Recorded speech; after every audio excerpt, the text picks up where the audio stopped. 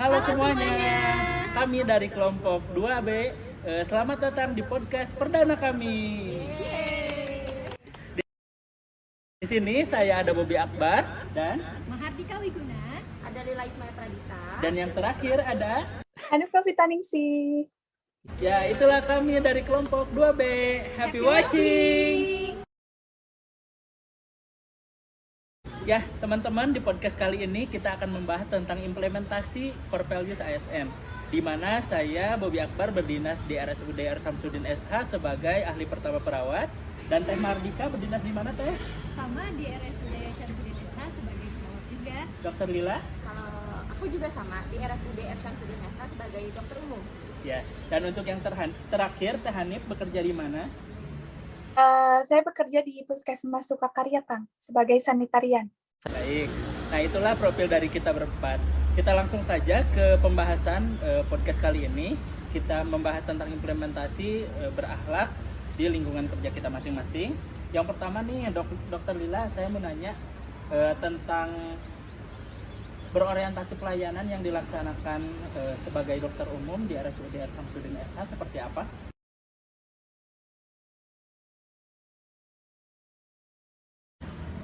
Kalau dari poin berorientasi pelayanan ini kan ada beberapa kode etik ya, atau beberapa poin lagi tuh. Ada salah satu contohnya, ada memahami dan memenuhi kebutuhan masyarakat. Kalau misalkan menurut saya itu bisa diimplementasikannya berupa saya sebagai tenaga medis itu dapat melakukan pendekatan dan juga pengobatan secara baik dan menyeluruh kepada pasien gitu.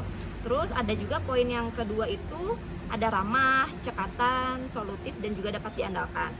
Bisa diimplementasikannya itu berupa kita menunjukkan sikap yang ramah, lalu cepat tanggap terhadap pasien, lalu memberikan terapi pengobatan yang tepat sesuai diagnosa, dan juga mampu sebagai leader dalam bekerja secara tim. Lalu yang terakhir itu ada poin melakukan perbaikan tiada henti. Nah, kita bisa mengimplementasikannya itu berupa apabila kita ada kesalahan, kita harus segera meminta maaf dan harus segera cepat belajar beradaptasi agar kesalahan tersebut tidak dapat terulang lagi gitu. Oh gitu ya Dok ya, kalau misalkan tentang berorientasi pelayanan di Bunut sebagai dokter. Nah, kalau misalkan Teh Mahardika bagaimana nih penerapan berorientasi pelayanannya sebagai ahli pertama perawat di Bunut? Oke, kalau dari saya ya, jadi kan berorientasi pada pelayanan itu dapat diartikan dengan memberikan pelayanan yang baik kepada masyarakat, cekatan dan melakukan perbaikan tiada henti.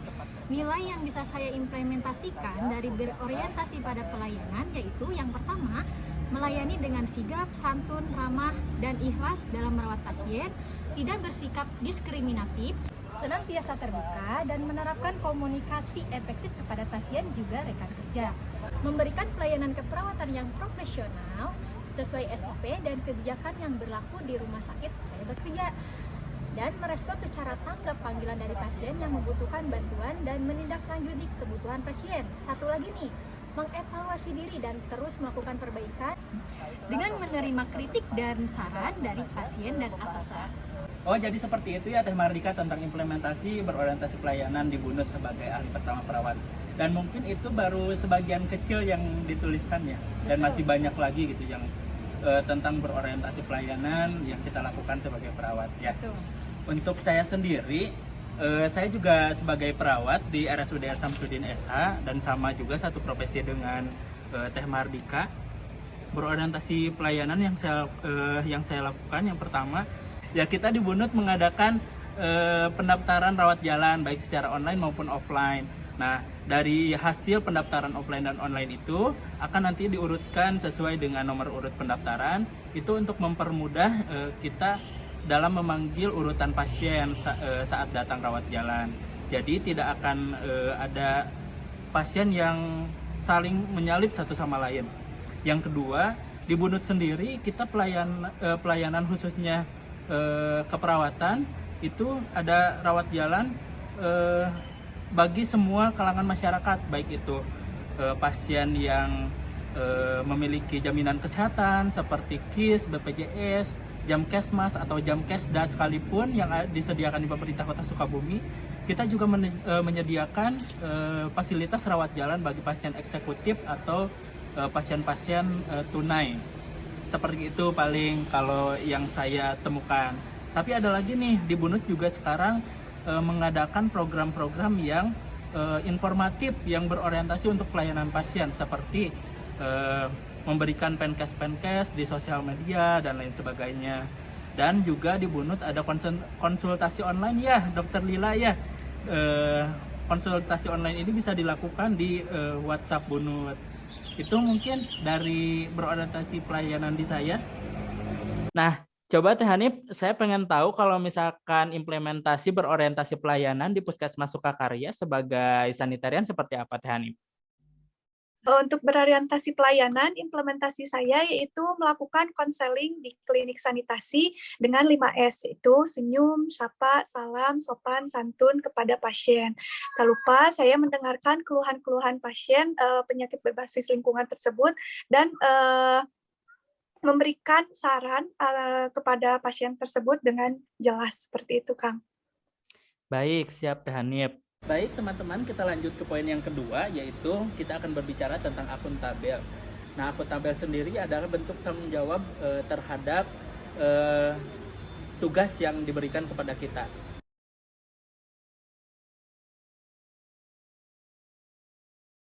Ya, jadi kan akuntabel itu adalah bertanggung jawab atas kepercayaan yang diberikan kepada kita. Nah, nilai yang bisa saya implementasikan di Rumah Sakit Bunut ini adalah mengerjakan implementasi keperawatan sesuai dengan apa yang telah ditulis di catatan perkembangan terintegritas pasien sebagai bukti tanggung jawab dan tanggung jawab. Lalu, mengikuti apel pagi tepat waktu setiap hari Rabu pukul 7. Selalu menerapkan baik momen cuci tangan demi mengantisipasi infeksi nosokomial. Baik, jadi seperti itu ya Teh Mahar tentang implementasi akuntabel di profesi Teh Mahar di RSUD R. Samsudin. Nah, selanjutnya saya ingin bertanya kepada Dokter Lila tentang implementasi akuntabel sebagai dokter di RSUD R. Samsudin SH seperti apa, Dok nih? Kalau dari akuntabel secara kacamata profesi saya sendiri, itu ada yang namanya kan melaksanakan tugas dengan jujur, bertanggung jawab, cermat, disiplin, dan berintegrasi itu bisa kita implementasikan dengan memberikan pelayanan terbaik untuk pasien, dengan contohnya itu memberikan pengobatan yang tepat, serta kita memberikan informasi sejelas-jelasnya dan sejujur-jujurnya mengenai penyakit pasien itu seperti apa, dan tidak ada satupun yang ditutup-tutupin. Nah, selain itu ada juga menggunakan kekayaan dengan barang milik negara itu bisa diimplementasikan dengan cara menggunakan peralatan medis itu seperlunya dan secukupnya sesuai atas indikasi. Jadi nggak usah berlebih-lebihan untuk berhambur-hambur lah pemakaian alat-alat medis seperti itu. Lalu ada juga poin terakhir yang menurut saya itu bahwa kita tidak menyalahgunakan wewenang jabatan kita. Maksudnya apa sih? Maksudnya itu jadi kita jangan merasa bahwa profesi kita itu profesi yang paling mulia. Jadi sampai karena kita merasa hal seperti itu, kita sampai tidak mau mendengar masukan-masukan dari orang lain ataupun tidak mau mendengar dari rekan kerja tim kita sendiri. Karena kan kita itu bekerja secara tim ya, apalagi kalau bekerja di IGD. Jadi kita harus secara kolaboratif bersama-sama, bekerja sama untuk memberikan pelayanan prima kepada pasien. Nah, Teh Hanif, saya mau nanya nih tentang implementasi akuntabel di Puskesmas Sukakarya bagi Teh Hanif yang berprofesi sebagai sanitarian seperti apa, Teh Hanif? Untuk akuntabel ya Kak, untuk Betul. akuntabel saya sebagai sanitarian, implementasinya yaitu melaksanakan kegiatan inspeksi kesehatan lingkungan TTU, yaitu tempat-tempat umum, contohnya seperti sekolah, kemudian puskesmas itu sendiri, kemudian kantor-kantor, dan lain sebagainya. Kemudian tak hanya tempat-tempat umum, inspeksi kesehatan lingkungan TPM juga, yaitu contohnya seperti rumah makan, kemudian jajanan keliling seperti itu, dan menggunakan instrumen dan sanitarian kit dengan penuh rasa tanggung jawab seperti itu, Kang. Oh iya, itu sudah banyak ya yang diaplikasikan sebagai sanitarian di Puskesmas Sukakarya oleh Teh Hanif sebagai sanitarian ASN.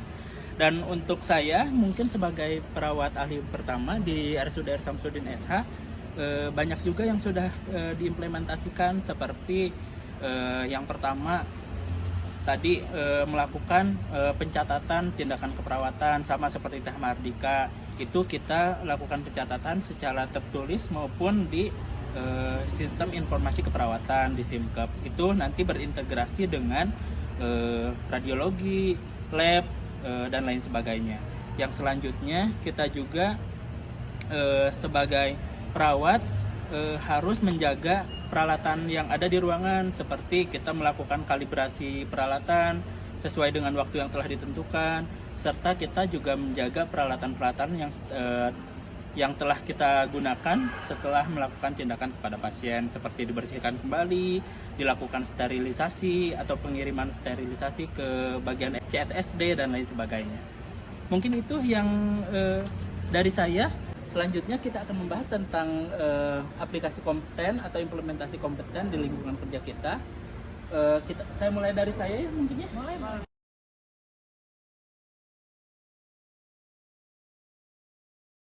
Untuk aplikasi kompeten sendiri, khususnya di keperawatan, kita harus memiliki yang pertama STR sebagai bentuk kelulusan uji kompetensi.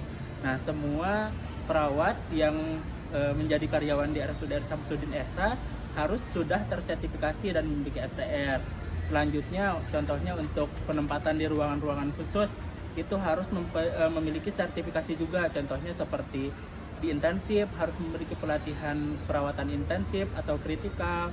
Di OK harus memiliki pelatihan kamar bedah dasar, hemodialisa dan lain sebagainya. Itu sesuai dengan penempatan di unit kerjanya masing-masing.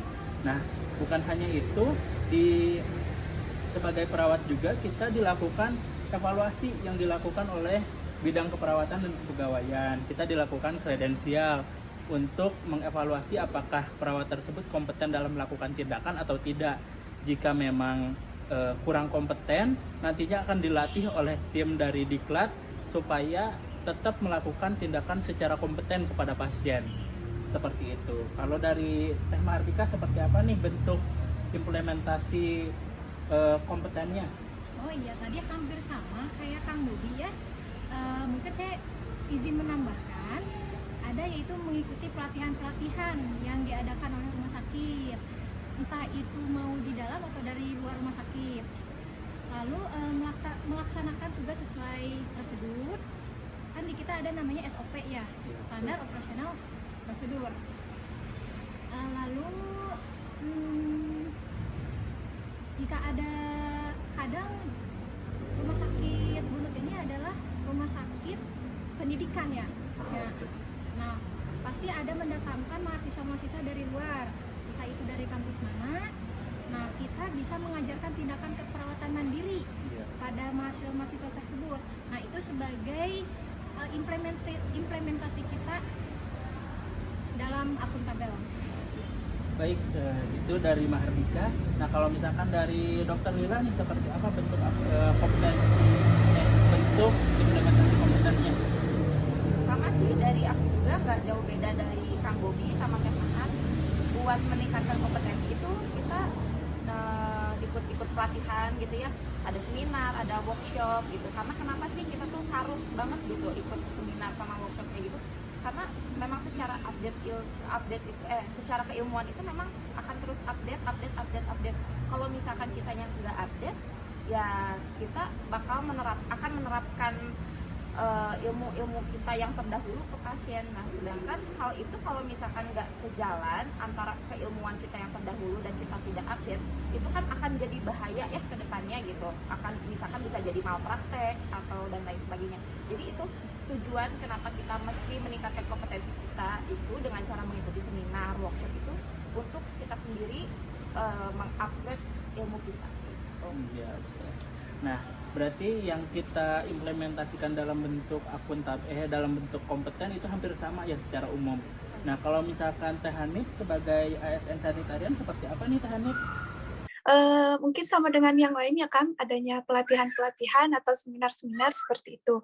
Nah, untuk contoh pelatihan-pelatihan sanitarian, yaitu pelatihan seperti STBM, sanitarian kit, seperti itu. Dan kompeten implementasi kompeten yang lainnya, yaitu mengerjakan laporan kinerja program 1 bulan, yaitu untuk menjadi bahan evaluasi dan untuk dirancangnya rencana tindak lanjut untuk bulan ke depannya. Seperti itu, Kang.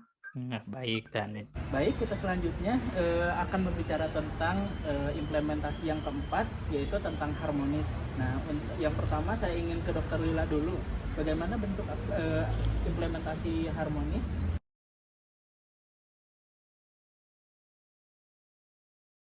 Dr. Lila. Kalau misalkan harmonis itu kan kita mesti saling menyatu ya. Betul. Kalau misalkan menyatu itu contohnya kayak gimana? Ya kita sendiri dari secara internal, kan kita kan bekerja secara tim. Jadi secara internal sendiri kita tuh harus saling mengenal satu sama lain dengan rekan tim gitu ya. Agar apa? Agar kita itu balik lagi ke poin ke awal lagi. Jadi agar kita bisa menciptakan pelayanan yang prima buat pasien. Kalau misalkan kita sendiri nggak kenal, kita mau kerja baik kayak gimana, kita mau memberikan pelayanan yang bagus seperti apa gitu, karena dari intern kita sendiri nggak saling kenal satu sama lain.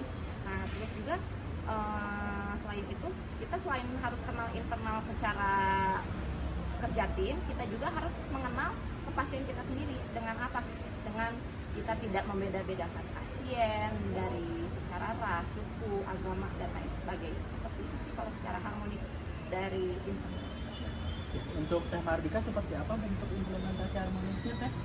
Untuk saya dalam menerapkan harmonis ya Kang, itu menerapkan komunikasi efektif dari semua profesi demi kepentingan pasien, demi kepentingan kesembuhan pasien.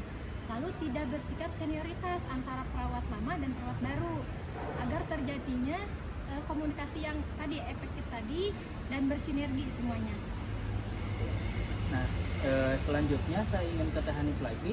Bentuk implementasi harmonis di Puskesmas Sukakarya seperti apa, Teh Hanif? Untuk harmonis ya, Kang. Jadi, saya mengimplementasikan harmonis ini yaitu dengan para kader. Karena, kenapa? Karena saya sebagai sanitarian tidak bisa bekerja sendiri ya, Kang, dengan wilayah puskesmas yang besar seperti itu ya. Jadi, saya berinteraksi baik dengan para kader tersebut. Seperti itu, Kang. Baik. Jadi kalau misalkan di puskesmas, karena kita pelayanannya langsung ke masyarakat dan mencakup masyarakat yang banyak ya, jadi kita lebih istilahnya seperti menjembatani ya, yang dijembatani oleh kader begitu ya, Teh Hanif ya. Betul, Berarti Kang. kita nanti koordinasi dengan kader, nanti kader yang koordinasi dengan masyarakat setempat berarti ya. Betul, seperti itu. Nah, yang selanjutnya kita akan berbicara tentang loyal. Nah, loyal sendiri ini diartikan dengan kita bertugas sesuai dengan tupoksi kita, tetapi kita mengedepankan kepentingan masyarakat dan negara. Nah, saya ingin bertanya pertama kepada Teh Mardika. Gimana nih Teh Mardika?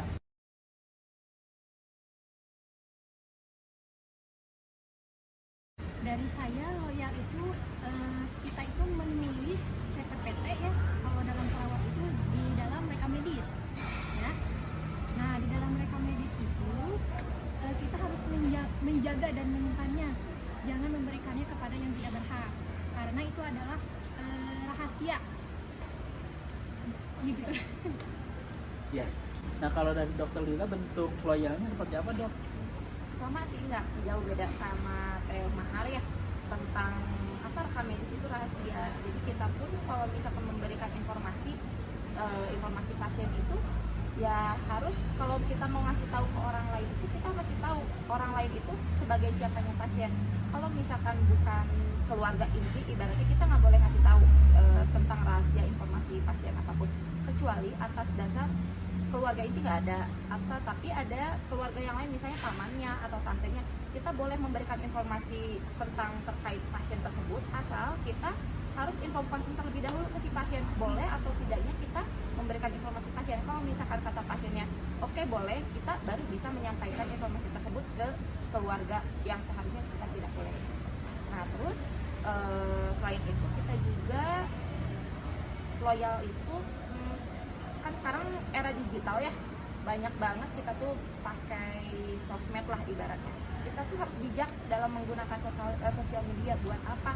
Buat menjaga nama baik instansi kita pribadi, menjaga nama baik kita juga pribadi. Jadi maksudnya apa? Biar nggak sembarangan kita memberikan komentar-komentar negatif tentang internal tempat kita kerja sendiri. Buat itu salah satunya loyal.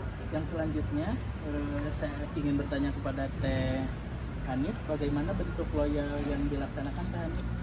Untuk loyal, Kang, praktiknya saya mengimplementasikannya dengan melaksanakan seluruh tugas yang diberikan pimpinan atau atasan langsung, itu kepala puskesmas, dan mengutamakan kepentingan bersama dibandingkan kepentingan pribadi di tempat kerja, menjaga nama baik rekan kerja, kemudian menjaga nama baik pimpinan, dan menjaga nama baik instansi tempat kerja saya dimanapun dan kapanpun. Seperti itu, Kang. Oh, siap, baik Teh Hanif. Yang selanjutnya kita akan membahas tentang adaptif. Nah, adaptif di sini bentuk redaksinya yaitu terus berinovasi dan antusias dalam menggerakkan serta menghadapi perubahan-perubahan di masyarakat. Seperti itu.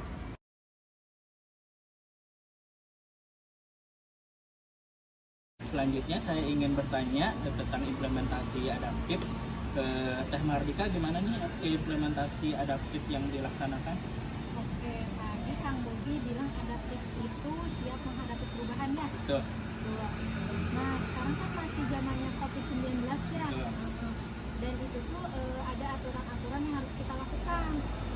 Seperti kita yang dulunya tadinya memakai masker hanya selapis, sekarang mesti 2 lapis. Nah, itu adalah bentuk salah satu dari adaptif. Lalu ada kita di rumah sakit itu ada yang namanya sistem teknologi informasi dan komunikasi. Nah, di Bunut itu disebutnya SIMKEP. Nah, kita biasanya dalam melakukan asuhan keperawatan itu selain kita menulis di buku rekam medis, kita juga memasukkan ke teknologi tersebut agar semua profesi bersinergi. Ya, baik. Selanjutnya saya ingin bertanya kepada Dr. Lila. Kalau misalkan adaptif dari saya pribadi sih gak jauh beda juga tuh sama kayak Teh Mardika. Kan sekarang lagi era COVID gitu ya. Walaupun memang sekarang udah melandai banget kasusnya. Cuma pas waktu pada saat itu kita tuh harus bener-bener cepet harus langsung berubah dari kebiasaan-kebiasaan kita dulu yang mungkin kalau misalkan dari sisi dokter jaga tuh kita dulu kalau jaga tuh pakai steli ya, pakai jas dokter. Nah cuman kan setelah adanya COVID tuh kita udah nggak bisa lagi tuh pakai jas dokter gitu. Jadi kita mesti pakai full hazmat dari mulai full face-nya sampai kakinya tuh sampai bener-bener ketutup ya. Walaupun memang itu memang agak sedikit gak nyaman, memang gak nyaman, tapi itu juga kan demi kebaikan kita sendiri gitu. Itu sih paling. Nah, selanjutnya Teh Hanif boleh diceritakan bagaimana pelaksanaan adaptif nih di puskesmas, karena kan kalau misalkan di puskesmas cakupannya lebih luas ya, mencakup seluruh masyarakat gitu. Nah, bagaimana cara puskesmas untuk beradaptasi dengan perubahan-perubahan yang ada saat ini khususnya di masyarakat? Ya. Implementasi saya yaitu dengan mengembangkan kreativitas dan inovasi dengan menyesuaikan diri menghadapi perubahan ya Kang, yaitu dengan membuat media penyuluhan dengan menggunakan media sosial Kang agar dapat diterima gitu ya oleh masyarakat secara luas seperti itu. Nah, selain itu ada juga di Puskesmas Sukakarya inovasi yaitu induksi, itu informasi edukasi masa kini. Itu tujuannya untuk memudahkan para calon ibu mendapatkan informasi mengenai kesehatan di masa kehamilan seperti saat ini ya Kang, pandemi COVID-19 ya Kang. Jadi ibu-ibu hamil tuh ingin terus mendapatkan informasi walau tidak dengan tatap muka. Nah, informasi-informasi apa yaitu terkait mengenai kesehatan lingkungannya seperti apa, kemudian mengenai kehamilan seperti itu Kang. Dan ada juga e-link ya Kang di Puskesmas Sukakarya itu edukasi keliling, jadi mengedukasi masyarakat secara ke tempat warganya langsung seperti itu, Kang. Baik, Hanif. Ya, selanjutnya kita akan berbicara tentang kolaboratif.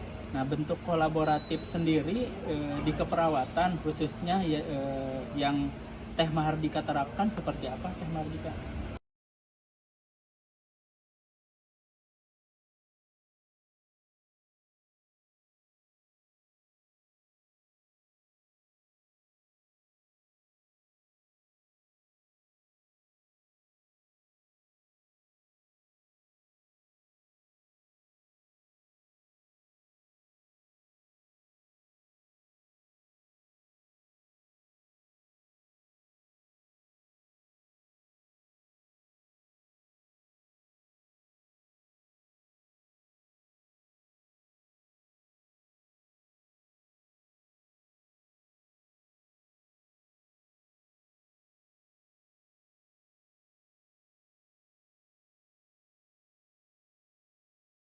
Oke, kolaboratif ya.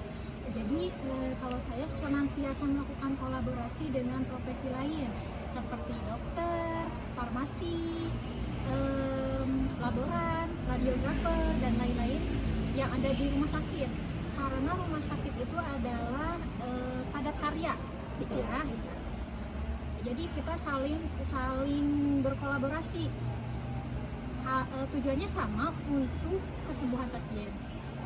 Lalu rumah sakit Bunut ini adalah rumah sakit rujukan. Nah, makanya kita tidak boleh membeda-bedakan pasien, menerima semua rujukan itu juga salah satu sebagai nilai kolaborasi kita. Lalu yang tapi terkadang Bunut juga fasilitasnya kurang memadai ya, ada beberapa. Jadi kadang kita juga merujuk ke RSHS, maksudnya ke rumah sakit lain yang lebih pusat, yang lebih pusat fasilitasnya lebih nasional lengkap. atau provinsi ya. Nah, itu adalah salah satu sikap kolaborasi yang saya lakukan di rumah sakit. Ya, baik Teh Mahardika. Selanjutnya saya ingin bertanya kepada Teh Hanif, bagaimana bentuk kolaborasi Teh Hanif di Puskesmas Sukakarya sebagai ASN Sanitarian? Untuk implementasi kolaboratif, yaitu saya sendiri sebagai petugas sanitarian berkolaborasi dengan pemegang program surveillance dan promosi kesehatan. Contohnya yaitu pada pengendalian penyakit DBD, yaitu kita bersama-sama untuk mengendalikan penyakit DBD tersebut dengan masing-masing tugas dan fungsi yang berbeda, namun kita berkolaborasi dengan tujuan yang sama, yaitu meningkatkan derajat kesehatan masyarakat. Seperti itu sih, Kang. Oke, baik Teh Hanif.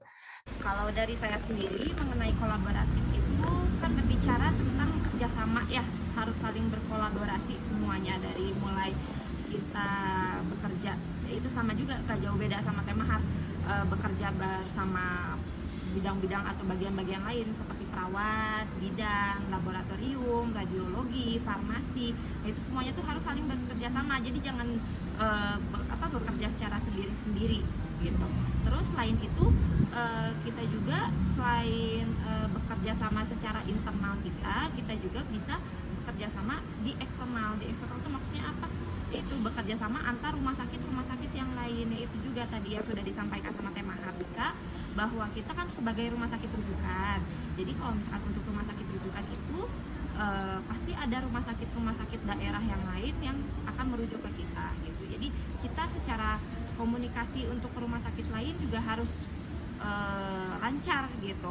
Jadi sebenarnya sih kalau misalkan diambil dari secara keseluruhan, bahwa dari poin-poin dari kolaborasi, dari adaptasi, dari akuntabel, berorientasi pelayanan, itu tuh semuanya bersinergi, gak bisa berdiri sendiri-sendiri gitu. Jadi semuanya saling berkaitan satu sama lain.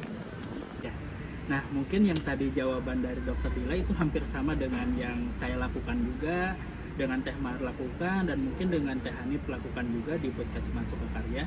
Nah, yang tadi belum kebahas mungkin ya, khususnya saya sebagai profesi perawat, yaitu kita menggunakan teknik komunikasi SBAR dalam kolaborasi dengan dokter. Seperti kalau misalkan ada pasien yang terjadi perburukan atau kita mau melaporkan kepada dokter, itu menggunakan komunikasi SBAR agar kondisi pasien sesuai dengan yang dialami pasien itu terlaporkan dengan jelas kepada dokter, dan nanti pun bentuk dari penanganan dokternya akan kita terima dengan jelas juga. Mungkin seperti itu. Sama dengan yang lainnya, kita akan simpulkan dengan hasil diskusi kali ini.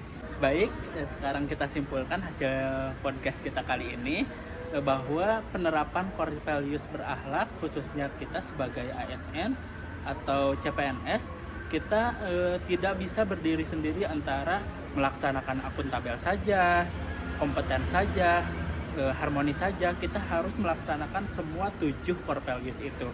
Karena kalau misalkan ada salah satu core values yang tidak dilaksanakan, contohnya kita tidak dapat berkolaborasi, maka kita belum bisa dikatakan sebagai ASN yang profesional ya, Dr. Lila atau Teh Mardika. Nah, makanya kita sebagai ASN harus dapat mengaplikasikan 7 core values tersebut agar kita bisa menjadi ASN yang profesional. Mungkin itu kesimpulan dari podcast kali ini. Sampai jumpa di podcast berikutnya. Bye.